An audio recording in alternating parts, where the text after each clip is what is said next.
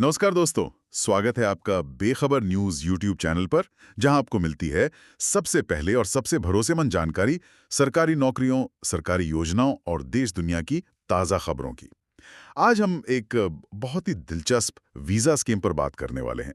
काफ़ी चर्चा हो रही है इसकी। यह है Australia India mates visa scheme. हाँ, मेट स्कीम। सुना है कि ये भारतीय युवाओं के लिए, खासकर जो अभी-अभी ग्रेजुएट हुए हैं या समझिए अपना करियर शुरू कर रहे हैं, उनके लिए ऑस्ट्रेलिया में काम करने और रहने का एक नया दरवाजा खोल सकती है। बिल्कुल, एक अच्छा मौका हो सकता है। तो आज हम इसी की तह तक जाएंगे, मतलब समझेंगे कि ये स्कीम असल में है क्या, कौन इसके लिए सोच सकता है, अप्लाई करने का तरीका क्या है और किन बातों पर गौर करना जरूरी है। चलिए पता लगाते हैं इसमें क्या खास है। तो सबसे पहले ये मेट्स वीजा स्कीम सुनने में तो अच्छा लगता है, लेकिन ये है क्या असल में? क्या ये कोई नया वर्किंग हॉलिडे वीजा जैसा कुछ है? नहीं नहीं, वर्किंग हॉलिडे जैसा बिल्कुल नहीं है। ये उससे काफी अलग और खास है। मेट्स का मतलब है mobility arrangement for talented early professional scheme. अच्छा, मेट्स, ओके। हाँ, तो ये भारत और ऑस्ट्रेलिया के बीच हुए एक समझौते का नतीजा है। इसका मकसद है भारत के जो होनहार युवा प्रोफेशनल्स हैं, उनको ऑस्ट्रेलिया में 2 साल तक रहने और वहाँ काम करने का मौका देना। ये उन लोगों के लिए वाकई एक बड़ा अवसर है जो अपने करियर के शुरुआती दौर में, आप कह सकते हैं, अंतर्राष्ट्रीय अनुभव लेना चाहते हैं। 2 साल ऑस्ट्रेलिया में रहने और काम करने का मौका, ये तो सुनने में बहुत आकर्षक लगता है। लेकिन क्या ये किसी भी फील्ड के युवा प्रोफेशनल के लिए है या इसमें कुछ खास है? हाँ, यहीं पर ये स्कीम थोड़ी खास हो जाती है। जैसा आपने पूछा, ये सबके लिए नहीं है। ऑस्ट्रेलिया ने कुछ चुनिंदा क्षेत्रों को पहचाना है जहां उन्हें कुशल लोगों की जरूरत है। अच्छा, कौन से क्षेत्र हैं वो? हाँ, तो ये वीजा उन्हीं क्षेत्रों पर केंद्रित है। इनमें शामिल हैं जैसे नवीकरणीय ऊर्जा यानी रिन्यूएबल एनर्जी, खनन यानी माइनिंग, इंजीनियरिंग तो है ही, आईसीटी मतलब इंफॉर्मेशन एंड कम्युनिकेशन टेक्नोलॉजी। हाँ, आईटी वाला सेक्टर। बिल्कुल। फिर आर्टिफिशियल इंटेलिजेंस यानी एआई, फिनटेक यानी फाइनेंशियल टेक्नोलॉजी और एग्रीटेक यानी एग्रीकल्चर टेक्नोलॉजी। अरे वाह, ये तो काफी स्पेसिफिक है। मतलब फोकस पूरा engineering, IT, AI, renewable energy जैसी फील्ड्स पर है। सही। ये जानना तो बहुत जरूरी है कि किसी की पढ़ाई या अनुभव इन्हीं फील्ड्स में होना चाहिए। और आपने कहा कि ये क्षेत्र ऑस्ट्रेलिया की जरूरत के हिसाब से चुने गए हैं। बिल्कुल, ये जो क्षेत्र चुने गए हैं जैसे रिन्यूएबल एनर्जी, एआई, फिनटेक, ये सिर्फ ऑस्ट्रेलिया की आज की जरूरत नहीं, बल्कि आप कह सकते हैं भविष्य की अर्थव्यवस्था के सबसे महत्वपूर्ण इंजन माने जा रहे हैं। Future skills. हाँ, बिल्कुल। ऑस्ट्रेलिया इस वीजा के जरिए इन्हीं भविष्य के क्षेत्रों में भारतीय प्रतिभा को आकर्षित करना चाहता है। तो अगर किसी की क्वालिफिकेशन इन एरिया में है, तो ये स्कीम समझिए उनके लिए ही बनी है। समझ गया। अच्छा, मौके की बात हो रही है तो क्या इसमें सीटों की कोई लिमिट है? मतलब कोई कैप वगैरह है या जितने भी योग्य लोग अप्लाई करेंगे सबको मिल जाएगा? नहीं नहीं, ऐसा नहीं है। इसमें एक सीमा तय की गई है।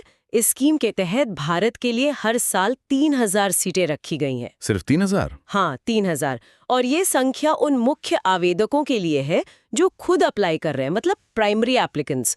तो हाँ, ये एक सीमित अवसर है और इसमें कंपटीशन जरूर होगा।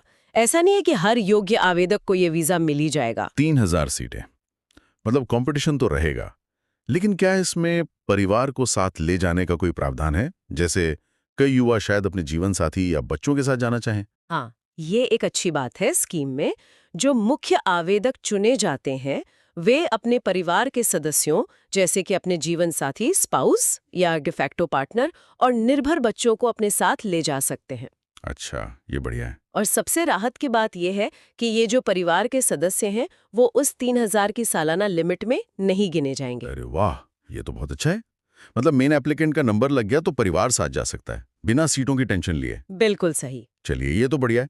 अब आते हैं सबसे जरूरी सवाल पर।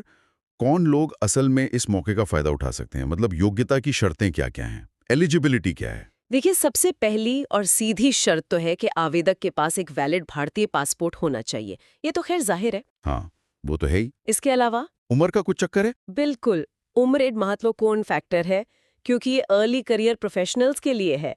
तो आवेदक की उम्र जब वो बैलेट रजिस्ट्रेशन करते हैं, उस समय 18 से 30 साल के बीच होनी चाहिए। 18 से 30 दोनों शामिल हैं इसमें? हाँ, इसमें 18 और 30 दोनों साल शामिल हैं। तो अगर कोई 30 साल का हो चुका है, वो भी अप्लाई कर सकता है, लेकिन 31 का नहीं। ठीक है, 18 से 30 साल यानी फोकस युवा प्रोफेशनल्स पर है। और पढ़ाई लिखाई की क्या जरूरतें हैं? क्वालिफिकेशन की बात करें तो आवेदक के पास कम से कम स्नातक की डिग्री यानी बैचलर्स डिग्री होनी चाहिए, और ये डिग्री किसी मान्यता प्राप्त संस्थान से मिली हो। मान्यता प्राप्त संस्थान, ओके। या फिर इसके बराबर की कोई योग्यता हो, जिससे ऑस्ट्रेलिया की भाषा में ऑस्ट्रेलियन क्वालिफिकेशन फ्रेमवर्क AQF का लेवल 7 या उससे ऊपर का माना जाता है। AQF लेवल 7, ये क्या होता है? हाँ, AQF लेवल 7 आमतौर पर बैचलर्स डिग्री के बराबर ही होता है, और यहाँ ये भी ध्यान रखना है कि जिस कॉलेज या यूनिवर्सिटी से डिग्री मिली है वो भी ऑस्ट्रेलिया द्वारा मान्यता प्राप्त होनी चाहिए। अच्छा, तो कॉलेज भी रिकग्नाइज्ड होना चाहिए, और जैसा आपने पहले बताया था, वो डिग्री उन्हीं खास फील्ड्स में होनी चाहिए। Renewable energy, mining, engineering, ICT, AI, fintech या एग्रीटेक, ये बहुत जरूरी है ना? हाँ, बिल्कुल। ये शर्त शायद सबसे ज्यादा महत्वपूर्ण है। आपकी डिग्री या क्वालिफिकेशन इन्हीं टारगेटेड क्षेत्रों में से किसी एक में होनी ही चाहिए। अगर किसी ने मान लीजिए आर्ट्स या कॉमर्स में डिग्री की है, तो वो इस खास वीजा के लिए योग्य नहीं होंगे, भले ही उनकी उम्र या बाकी शर्तें पूरी होती हों। ऑस्ट्रेलिया को इन्हीं खास स्किल्स की जरूरत है। समझ गया। और ऑस्ट्रेलिया जा रहे हैं तो भाई अंग्रेजी तो आनी चाहिए होगी। लैंग्वेज का क्या है? निश्चित रूप से। ऑस्ट्रेलिया में काम करने और घुलने मिलने के लिए अंग्रेजी भाषा पर अच्छी पकड़ जरूरी है। इसलिए आवेदकों को अपनी अंग्रेजी भाषा की क्षमता साबित करनी होती है। कैसे? कोई टेस्ट वगैरह? हाँ, इसके लिए IELTS चाहे एकेडमिक या general, PTE academic, TOEFL, IBT जैसे जो जाने माने इंग्लिश लैंग्वेज टेस्ट है, उनमें से किसी एक में कम से कम जो स्कोर निर्धारित किया गया है वो लाना होगा। स्कोर की जरूरतें थोड़ी अलग अलग हो सकती हैं, पर हाँ, एक बेसिक लेवल की प्रोफिशिएंसी दिखानी होगी। ठीक है, तो मान लीजिए ये सब शर्तें पूरी होती हैं, उम्र, डिग्री, फील्ड, इंग्लिश कोर्स सब है, तो क्या सीधे वीजा अप्लाई कर सकते हैं? नहीं, यहीं पर एक और ट्विस्ट है। इस मैटेज वीजा की प्रक्रिया थोड़ी अलग है। आप सीधे वीजा के लिए अप्लाई नहीं कर सकते। अच्छा, तो फिर कैसे? सबसे पहले आपको एक बैलेट रजिस्ट्रेशन करना होता है। इसे आप प्री एप्लीकेशन भी कह सकते हैं। ये असल में एक तरह का लॉटरी सिस्टम है। Lottery system? मतलब किस्मत का खेल भी है थोड़ा? हाँ, कह सकते हैं। सरकार योग्य उम्मीदवारों से रजिस्ट्रेशन लेती है और फिर एक रैंडम तरीके से उनमें से लोगों को चुनती है। अरे, सीधे अप्लाई नहीं, पहले लॉटरी में नाम आना चाहिए। ये तो जानना बहुत जरूरी है। हाँ, बिल्कुल। अगर आपका नाम बैलेट में चुना जाता है, तभी आपको वीजा के लिए औपचारिक रूप से आवेदन करने का न्योता मिलता है। बिना बैलेट में चुने गए आप वीजा एप्लीकेशन फाइल ही नहीं कर सकते। और अप्लाई करते समय, मतलब जब वीजा एप्लीकेशन भर रहे हो, तब आवेदक का भारत में होना जरूरी है या कहीं से भी कर सकते हैं? ऑस्ट्रेलिया में रहकर कर सकते हैं? नहीं, एक और जरूरी शर्त ये है कि जब आप इस मैट्स स्ट्रीम के लिए वीजा आवेदन कर रहे हो, यानी बैलेट में चुने जाने के बाद, तो आपको शारीरिक रूप से ऑस्ट्रेलिया के बाहर होना चाहिए। अच्छा, ऑस्ट्रेलिया के बाहर होना चाहिए। हाँ, आप ऑस्ट्रेलिया में किसी और वीजा पर रहते हुए इसके लिए अप्लाई नहीं कर सकते। आपको भारत से या ऑस्ट्रेलिया के अलावा किसी और देश से अप्लाई करना होगा। ठीक है।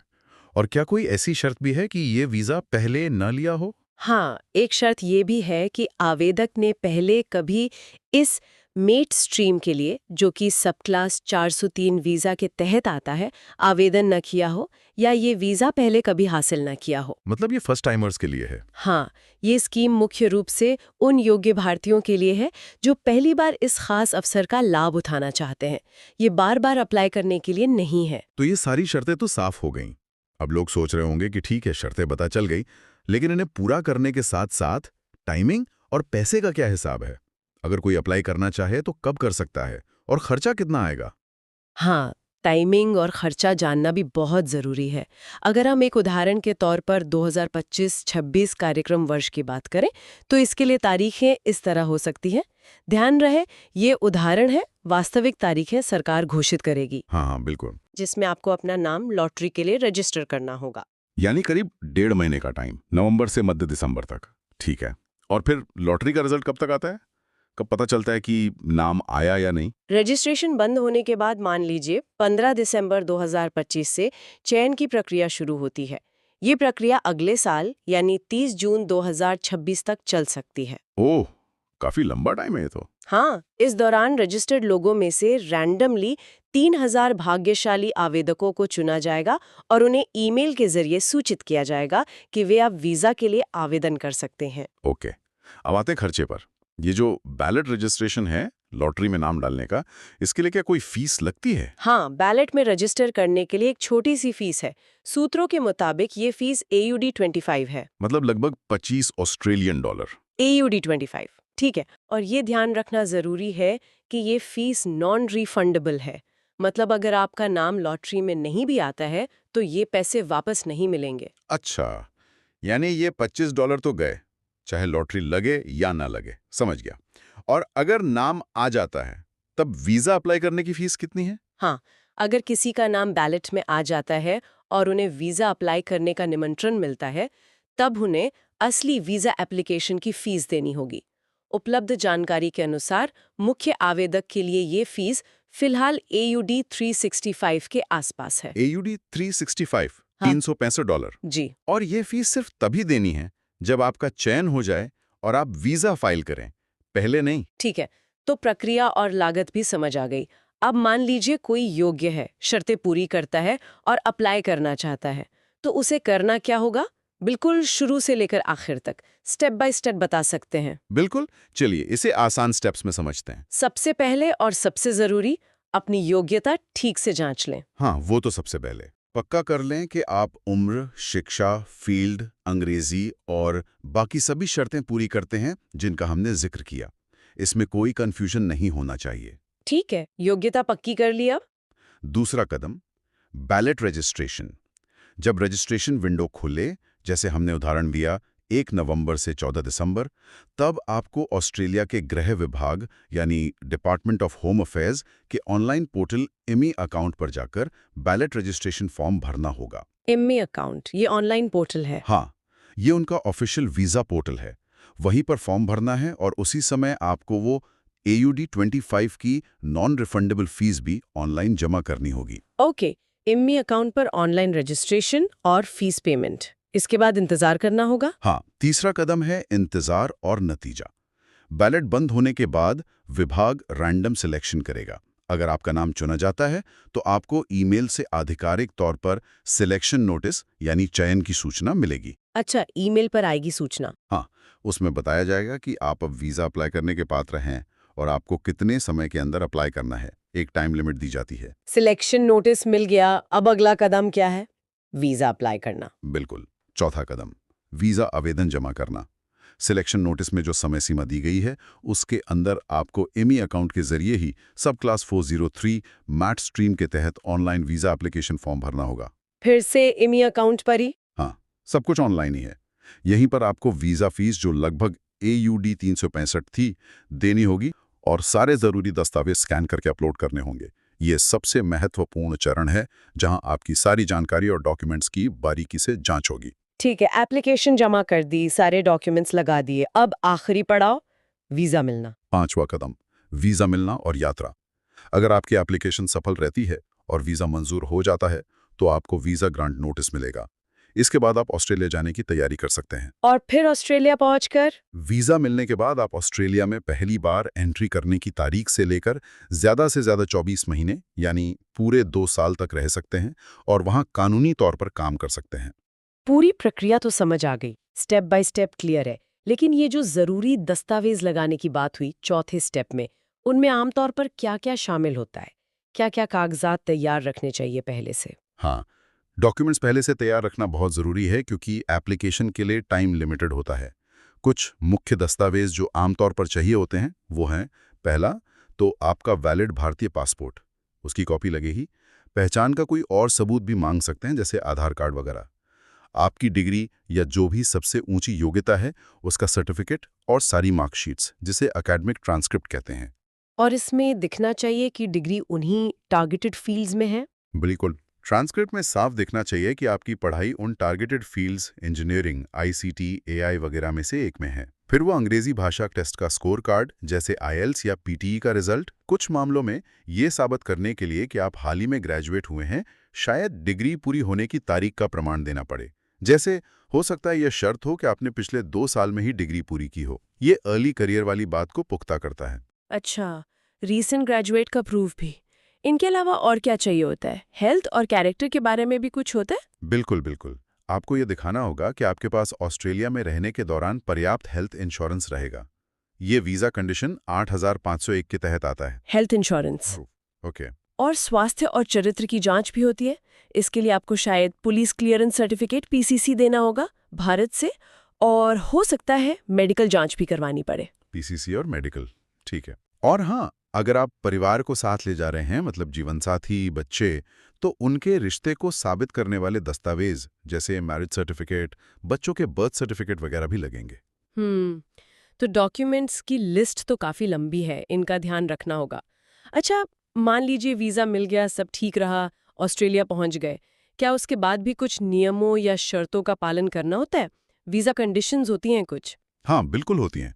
वीज़ा मिलने का मतलब ये नहीं कि आप पूरी तरह आज़ाद हैं। वीज़ा के साथ कुछ शर्तें जुड़ी होती हैं जिनका पालन करना अनिवार्य है।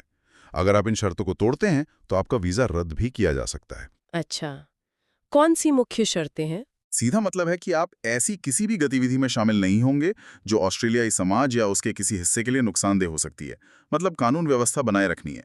कंडीशन 8516 ये कहती है कि आपको वीज़ा मिलने के लिए जो मूल शर्तें थीं, जैसे कि आपकी योग्यता उसी फील्ड में बनी रहे, उन्हें लगातार पूरा करते रहना होगा। आप फील्ड नहीं बदल सकते। पहली एंट्री, वीज़ा ग्रांट होने के 12 महीने के अंदर आपको ऑस्ट्रेलिया में पहली बार एंट्री करनी होगी। आप अनिश्चित काल तक इंतजार नहीं कर सकते।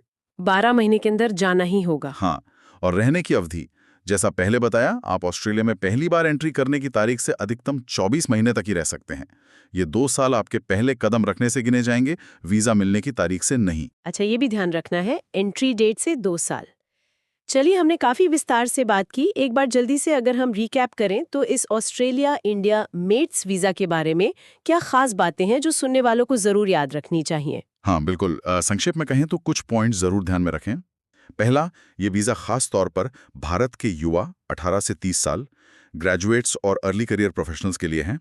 दूसरा, ये सिर्फ कुछ चुनिंदा हाई डिमांड क्षेत्रों के प्रोफेशनल्स के लिए हैं, जैसे renewable energy, mining, engineering, ICT, AI, fintech और एग्रीटेक। हर किसी के लिए नहीं। तीसरा, इसके तहत ऑस्ट्रेलिया में 2 साल तक रहने और काम करने का मौका मिलता है। चौथा, हर साल भारत के लिए सिर्फ 3000 सीटें हैं मुख्य आवेदकों के लिए, तो कंपटीशन है। पांचवा, आवेदन प्रक्रिया सीधी नहीं है, पहले एक बैलेट यानी लॉटरी सिस्टम में चुना जाना जरूरी है। छठा, बैलेट रजिस्ट्रेशन की एक छोटी फीस AUD 25 नॉन रिफंडेबल और वीजा एप्लीकेशन फीस चयन के बाद लगभग EUD 365 है। और सातवां, अंग्रेजी भाषा की जरूरत है और काफी सारे दस्तावेज तैयार रखने होंगे। एकदम सही। ये सारी पॉइंट्स बहुत ज़रूरी हैं, और ये समझना भी ज़रूरी है, जैसा आपने पहले कहा, कि इस तरह की स्कीम क्यों लाई जा रही है। ये सिर्फ एक वीज़ा नहीं है, बल्कि ये दिखाता है कि ऑस्ट्रेलिया जैसे देश खास हुनर वाले प्रतिभाशाली युवाओं को अपने यहाँ बुलाने के लिए कितने उत्सुक हैं। बिल्कुल, ये दिखाता है कि दुनिया भर में, खासकर टेक्नोलॉजी और खास इंडस्ट्रीज में, टैलेंट की कितनी मांग है। ये भारत और ऑस्ट्रेलिया के बीच बढ़ते सहयोग का भी एक संकेत है। अगर आप भी चाहते हैं कि आपको हर जरूरी अपडेट सही समय पर मिले, तो अभी चैनल को सब्सक्राइब करें, वीडियो को लाइक करें और अपनी राय कमेंट में जरूर दें। बेल आइकन दबाना ना भूलें ताकि आप कोई भी महत्वपूर्ण अपडेट मिस ना करें। तो चलिए दोस्तों, आज की जानकारी यहीं समाप्त करते हैं और मिलते हैं अगली महत्वपूर्ण जानकारी के साथ।